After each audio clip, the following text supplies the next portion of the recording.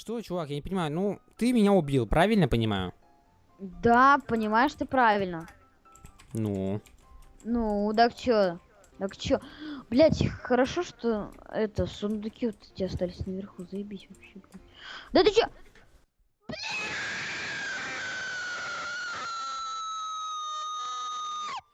Ой, мама пришла.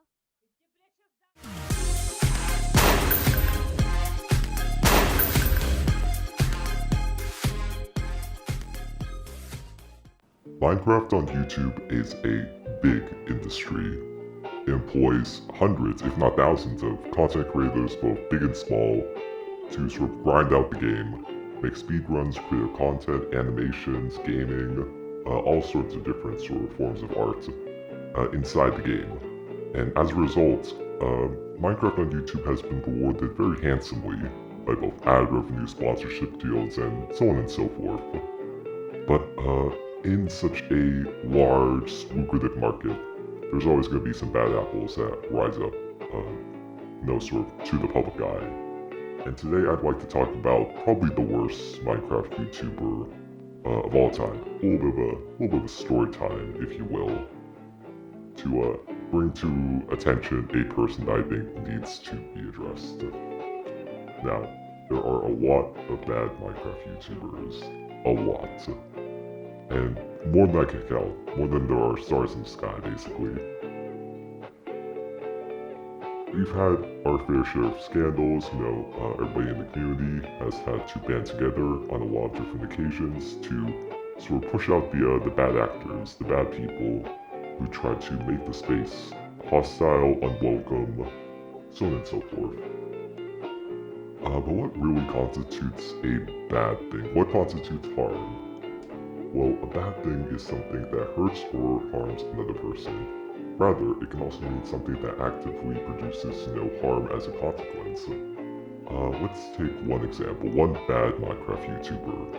I think you already know who I'm talking about. I'm talking about Dream. Now, Dream has done some really bad things in his day. Said some really, whack stuff. Probably the most prominent controversy he's been in is faking his speedruns. And this is not something, we all know the story, we all know the story, but this is something that we can consider to be, harm to the community. Faking speedruns compromises the legitimacy of sort of, the whole sport of speedrunning is very important. We don't want to compromise that legitimacy, and putting out, fake runs, manipulating the RNG tables, that's a no-no. That's something that we absolutely should not incentivize, and he received a lot of pushback for that, rightfully so. But he's not the person I want to talk about today. The person I'm going to talk about has done things much worse than what Dream has ever done. And what Dream did was bad, like really bad. And it all kind of sort of boils up, or rather as a consequence of pride, and ego, and greed, and megalomania.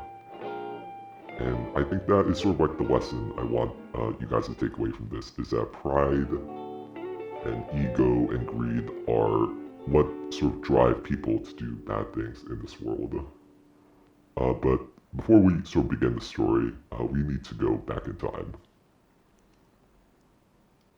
Now, before we start the story, we have to jump back in time a little bit, sort of give the context behind why this is happening, sort of the events leading up to it, and all of the details that I think will be very necessary in understanding the story. So, Minecraft is a game that was created by Marcus Persson, in around 2009 through 2010. Now, Marcus Persson originally was a game developer with King, the same King that makes Candy Crush Saga, and he mostly worked on browser games, which he learned a lot about game development there. But of course, he wanted to make his own game. So from basically his house, his room, his basement in Sweden, he decided to make a game about blocks, about building, about survival, and about all the things we love about Minecraft. Now, the earliest version of Minecraft is a game known as Infiniminer, which is sort of like a Minecraft Lite, Minecraft with nothing, with no content. You just run around in this procedurally generated, like, blocky world. You place down blocks. It's not a very good game. I played it for many hours. It's not a very good game. But it sort of lays the foundation for the game that we would all learn to love, which is Minecraft. Now, fast forward a few years, and Minecraft is steadily being developed underneath Notch and his company Mojang, or Mojang as some might say. And it starts, sort of picking up traction. People, on forums in which the game was advertised, sort of learned to really like this game because it's a game with boundless creativity. You get to do a lot of stuff in the game. Just by walking around, by like crafting blocks, breaking blocks, punching wood, making tools, building bases, and then sharing those bases, and then playing with your friends. It's sort of like a great game. Now fast forward to 2018. This is a very significant year in Minecraft's history. This is when the aquatic update comes out. Now the aquatic update is a very important update in Minecraft. It adds a bunch of new mobs, a lot of fish, a lot of like sort of undersea structures, blocks, things such as, undersea wells, ships, ocean monuments with like the weird eyeball pointing to our guys, dolphins, and coral, and just a bunch of new decorative stuff that is kind of useless, but is, it looks cool, Now this is where our first problem appears now. I think it's actually really weird that Minecraft would release an update of this nature in 2018 for a few reasons. Some personal, some political. I don't want to get into it, but I think it's important for the context of the story. Now, as you all know, climate change is ravaging our planet right now. There are a multitude of man-made, human-made, proven by science factors that we are kind of messing up the environment.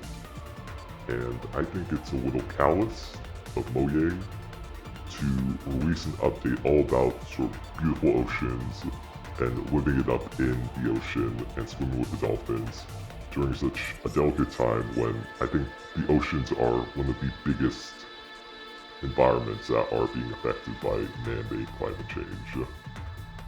For example, sea levels have been rising very prominently in the last few years. Several inches, if not feet, every year. Sea levels are rising because the polar ice caps are melting due to the ozone layer not reflecting the trapping or UV rays, more sunlight inside our atmosphere. And that sunlight sort of bounces around between our land and the ozone layer, and it sort of just pop like back around. And it's trapping all that heat and it's melting the ice. Now, if you've ever, had ice in your drink, if you would go to like an IHOP or a Denny's and shoveled in a bunch of ice, then you went to, the soft serve, like, free drink area, and you filled up your drink with Diet Cola. I prefer, personally, Bark Root Beer, or Bangs, rather. But if you have ice in the water and that ice melts, for example, if it's a very hot day, or like the establishment you're in, it's just an IHOP, which usually doesn't have like air conditioning. If it's a really hot day, that ice will melt. And if you know this, when the ice melts, the level of soda or water in your drink will rise in proportion to the ice that melts. And well, first off, okay, ice is less dense than water, so it takes up more room. So when the ice melts, it actually becomes more dense because water is more dense than ice. So the level of total liquid volumetrically inside your free drink is gonna be a little bit less, but still the general level of water in your drink will rise. Now that's kind of what's happening on the planet right now. And it's really sad to see because there are a few sort of nations at like the most prominent risk for climate change. Japan is one such nation, China is one such nation, Taiwan is one such nation. For example, if Hong Kong is a sea-bordering, seafaring city, if the tide raises too much, then parts of Hong Kong will be swamped. Sort of how like Venice and Italy right now due to rising ocean tides.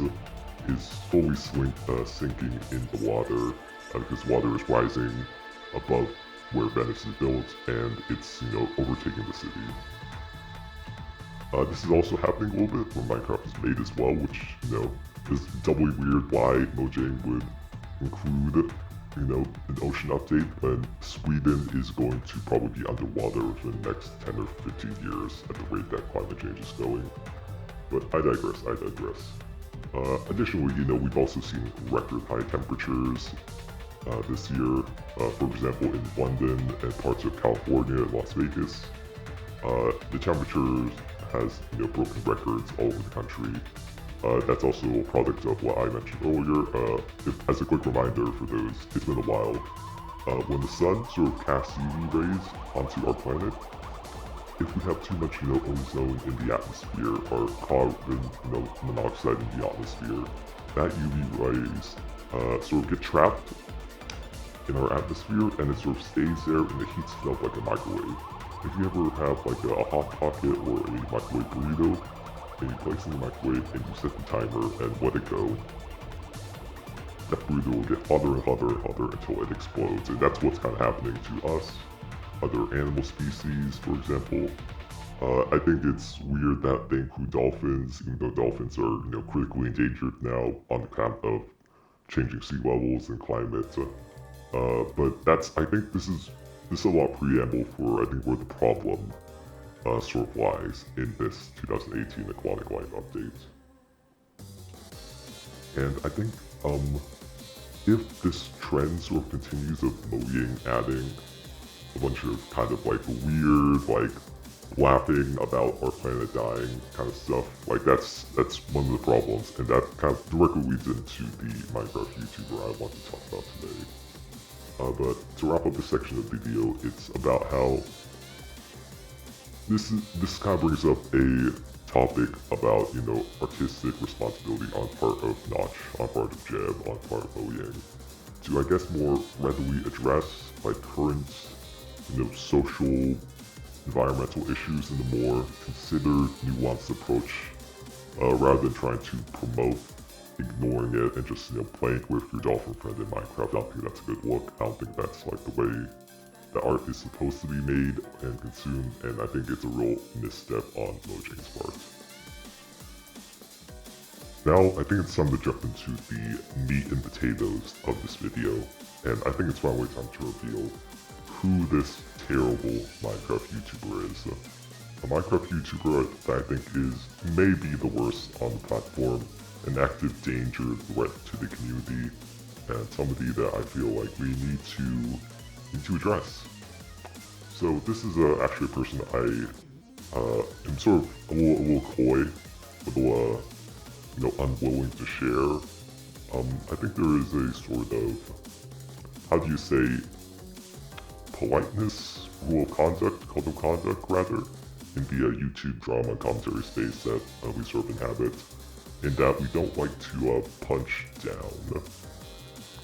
What I mean by this is, I think there is a very strong notion that we shouldn't target channels that, are either smaller than us or exhibit signs of, delayed growth, signs of being a, small single-person individual or small business, mom and pop type of channel. I think we generally want to avoid casting, shame, casting doubt, casting judgment on small channels. I think this is a very appropriate stance to take in regards to many different topics. I think we have to exercise some restraint, some humility, some responsibility in addressing controversies that involve smaller channels. And I think it takes a fine amount of self-control to create a video, to write a script, to edit like a video about a smaller channel. But I feel like in this situation, there's a lot on the line in regards to integrity of the Minecraft YouTube community. Now this person is named Prime Content Gupta. This is a channel that I've been following for quite a while, quite a long time actually, ever since they began making YouTube videos. And recently, I mean, their earlier content is mired with controversies, I've already made a video about them. If you want to check it out on my channel, with link in the description down below. It's called the YouTuber Attacked 1 Billion People. I think I would recommend that you watch this video first before you continue on with this video. So just pause this video, open the video that I'll link in the note tab. But to go over the gist of that video, Nihal Gupta has been a very controversial figure in the commentary community. Before this point, his channel has always been pretty provocative, a little, how do you say, race baity, a little, quick farmy, a little drama related in regards to some national sentiment that I've had very strong disagreements with him about. I think it's, important to call out people like this, even though they might not necessarily break any community guideline standards, they might not necessarily break any laws, something being legal doesn't mean it's right. I think we all agree on that. And I'd like to sort of use my platform, use my elevated privilege as a YouTuber to try to, help out, give back. And I think part of giving back is, calling out channels that I think are trying to abuse the system in a way that I don't think is agreeable. But recently, Nihal Gupta, in a pivot, I think, to sort of diversify his content, I mean, we all do it, he has started making Minecraft content.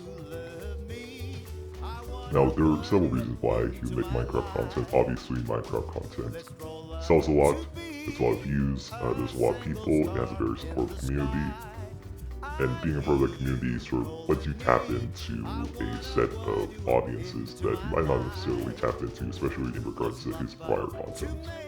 I think that all makes sense. He's perfectly in his right to do so. I would, never disagree with somebody if they were to do something like that. If it means, furthering their channel, feeding their family, which I believe he has a quite large family, actually, extended family. So I think that's fair enough. I don't think there's any point in criticizing him for something like that, because really, at the end of the day, we're all in it for kind of the same goals, sort of the same sort of thinking. We all want to be famous, even though, fame comes with a lot of, bad stuff. One example of, fame sort of ruining somebody's life is whenever somebody wins a lottery, there's a very good chance that that person will squander their money in pursuit of fame. Another example are the Kardashians. Even though I am, pretty partial to, Caitlyn and like Kendall and Kylie, the rest of them seem to sort of live off the fame in spite of, their own, I guess, how do you say, I wouldn't say negative influences on culture, on society, but I think there is something to be said. There's some great videos about the Kardashians and their influence on mostly American television, which I feel should be protected, should be regulated in some way. But going back to Nihal Gupta, he's the type of person that I think benefits from that kind of like fame hungriness, fame hangriness, and I think he's trying to channel that into his Minecraft content, and I think there's a very compelling argument as to why we need to address this content. Now it starts off, not recently enough, Iron Golem ASMR. There's a lot of ASMR content. I'm, very partial to ASMR myself. I've watched a lot of videos about it, like hundreds of hours of ASMR. Been around the block. I think it's a very wholesome environment, very important. I think on the YouTube platform, I very heavily encourage everybody watching this video to tap into the ASMR market. So it makes sense for him to combine Minecraft and ASMR. Two topics that, it's a novel combination, sort of like a beans and rice or a chocolate fudge and vanilla ice cream. It's a very convenient, very, straightforward combination. Honestly, I would say I like it as content, but there's some very strange undertones in this video. So it's not specifically like Iron Golem's like walking around, right, like doing their thing, being, sort of the guardians of the village. It's an Iron Golem farm ASMR video, and for those of you who are unaware, in Minecraft, there's this item called iron. And iron is very important to making tools in Minecraft. So for example, if you have a stone pickaxe, you can mine a certain subset of all blocks in Minecraft. We call that subset A. So, like a stone pickaxe can sort of be considered like A within, or sort of B within the domain of A. It's a subset of A, which is all blocks in Minecraft. And an iron pickaxe is the upgrade to a stone pickaxe. Now, the way it works in Minecraft is, when I say upgrade, you're not like taking the stone pickaxe and adding iron to it. When I say upgrade, I sort of mean it in like a metaphysical way. So an upgrade in Minecraft is kind of like creating a new tool to replace your current tool. And I could get into an entire discussion about some of the strange economic implications of that. It really flies in the face of like recycling and reusing and sort of trying to build off of what you already have rather than buy something else. It's kind of like a weird dark stain on Minecraft's legacy, that there's this built-in mechanism that you sort of just get rid of the things you already have in favor of new things. There's some very strange, like, pro-consumerist, pro-capitalistic, like, messages to be gained from that, but that is neither here nor there. But in Minecraft, the iron pickaxe is a very strong tool. It has a faster mining rate than stone. I believe it has, I think, 5.4 damage ticks in comparison to stone's 3.7. So it's a lot faster, and as the name suggests, Minecraft is all about mining blocks. And the faster you mine blocks, the faster you can, collect materials. The more materials you have, the more things you can build. And, I mean, I could go on a tangent about how the constant need for accumulating blocks and, like, building stuff is, like, pretty, it's pretty pro-capitalist, pro-consumerist, but, that's neither here nor there either. But Minecraft is very important in Minecraft, so that's sort of like the background. Now, the way that you get iron is that you have to go mining, so there's a sort of expenditure of resources when you go mining to get iron. So even if like getting iron is generally a net positive in your endeavors in Minecraft, it takes time and it takes effort and it takes resources to make the pickaxes to mine and create like the torches and stuff to mine safely and have the sword and everything. It's a very realistic system. However, in Minecraft there is a mechanism, there's an entity rather called the Iron Golem, and the Iron Golem protects villages. Now villages in Minecraft are sort of auto-generated places where NPCs, known as villagers, will spawn. And villagers do a lot of different stuff. They sort of run around, they have children, once they're going to grow up, they have different jobs. The main feature of villages is to trade. Trading with villagers is very important. It's how you get like endgame tools and stuff early on in the game, just by like trading in the stuff you don't use anymore or farming for stuff to trade to villagers. And there's a very like rich villager ecosystem.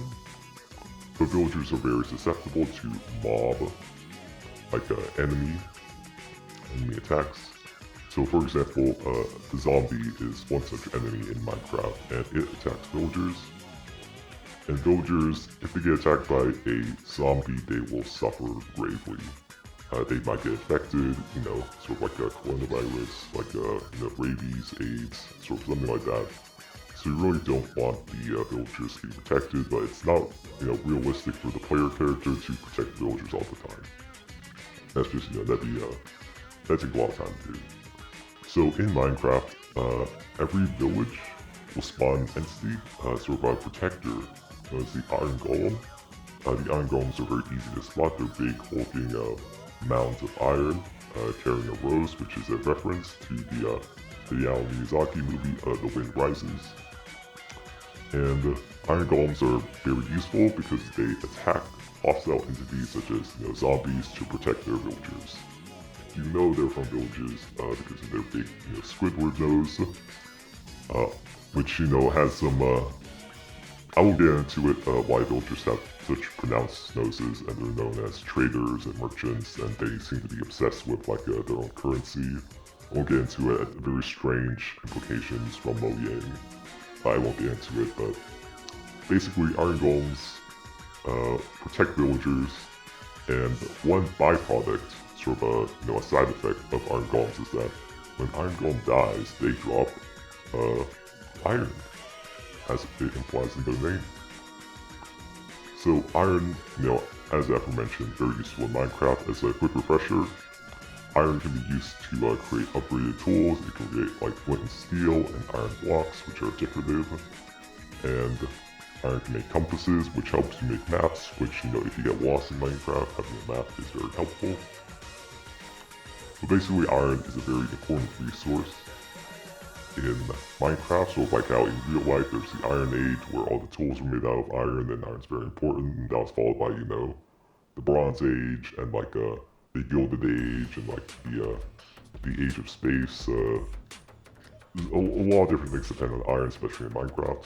So players have found a way to, kind of like spawn in iron golems. Spawn, if you, for all those of you who don't know, spawning in Minecraft is when an entity sort of appears by the game rules. So players have figured out a mechanism to force iron golems to spawn, and then immediately kill them to create infinity iron, which for one, probably crashes the Minecraft economy, which is very not good economically wise. But also, it's very, there's some very disturbing implications about iron golem farms. I get very strong, like, factory farm, cattle farming, like very inhumane practices and stuff PETA points out all the time. About this setup, it's very, I think it's very disturbing. I frankly don't think you should be promoting iron golem like factory farming in any video, even as a joke. Specifically in ASMR videos, which have a lot of can appeal to younger generations. I think this is a really bad message.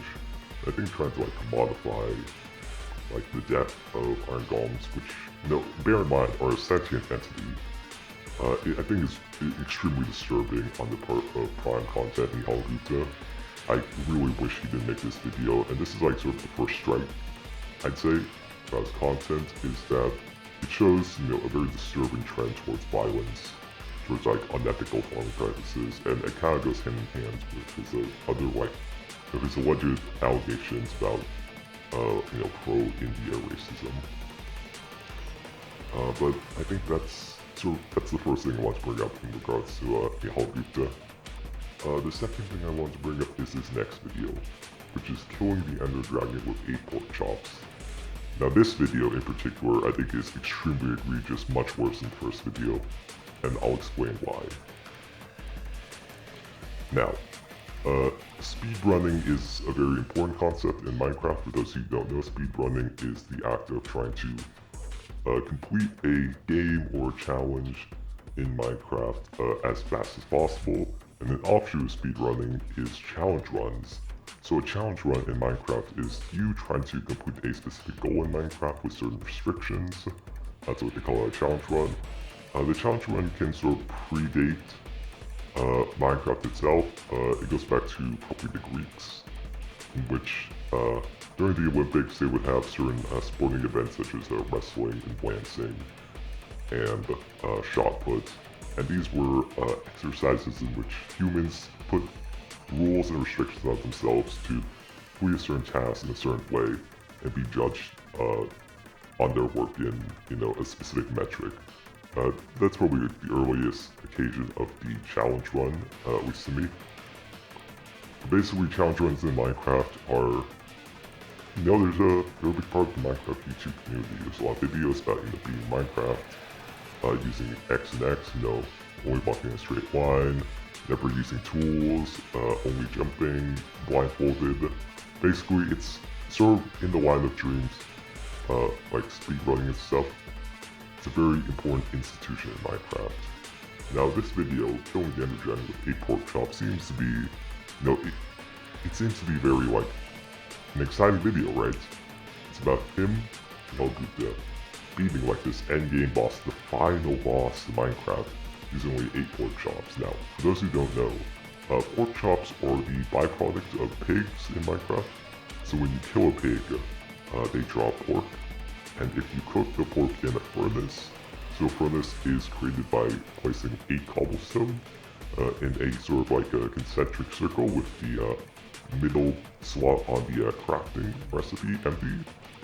If you place a pork chop in a furnace using a appropriate fuel source such as a coal, which has to be mined, or wood, which has to be chopped down, hashtag deforestation, hashtag stop coal, hashtag stop oil, you can create, cooked pork chops. And cooked pork chops are used to alleviate your hunger in Minecraft. Now, hunger is a mechanic that was added with 1.8 beta in the adventure update, and this added a bunch of RPG survival mechanics to Minecraft, and one part of that was the hunger system, and using food to alleviate that hunger. Now, in the context of the Hall Gupta's content, using pork chops to defeat the Ender Dragon is, it's kind of like it's a very strange challenge run, but it's interesting in the fact that the pork chops can only be used to refill your hunger, and refilling your hunger basically allows you to sprint and run and jump in Minecraft. And if you don't have any hunger, you'll probably starve to death. Although only in hardcore mode. If you're in survival mode, it'll just bring you to half a heart. But Nihal claiming that he can beat Minecraft using only 8 pork chops is quite the claim.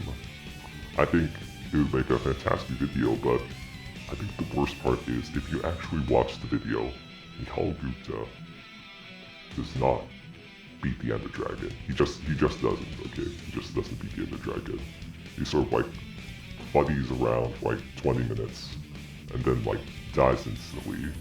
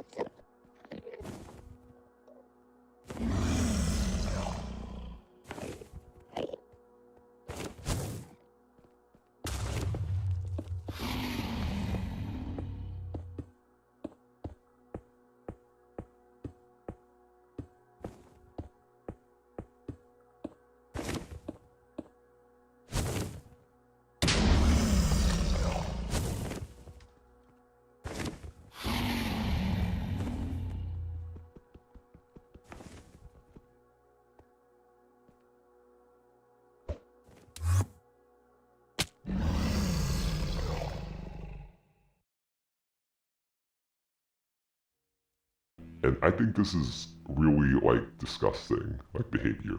He's clearly lying in the thumbnail, clearly lying in the sort of title of the video. It's clickbait. It's sort of the kind of brain rot clickbait content on YouTube that I think we have to discourage. Doubly so in Minecraft, where there's already a bunch of clickbait videos about all sorts of different things. It's not good. It's not good. I think Nihal Gupta is trying to sort of dilute the YouTube video pool with this low effort, obviously fake, obviously garbage content. And I think I've frankly had enough of it. Nihal Gupta is kind of just, he's a guy who's willing to do anything for clout, it seems. He's a clout goblin.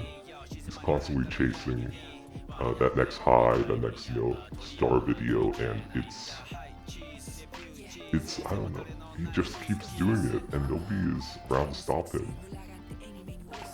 I don't want to be like that guy, right?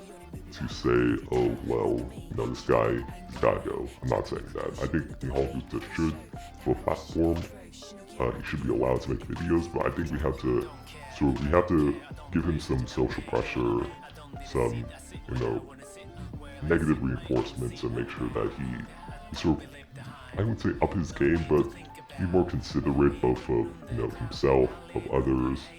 It's a matter of human decency, right?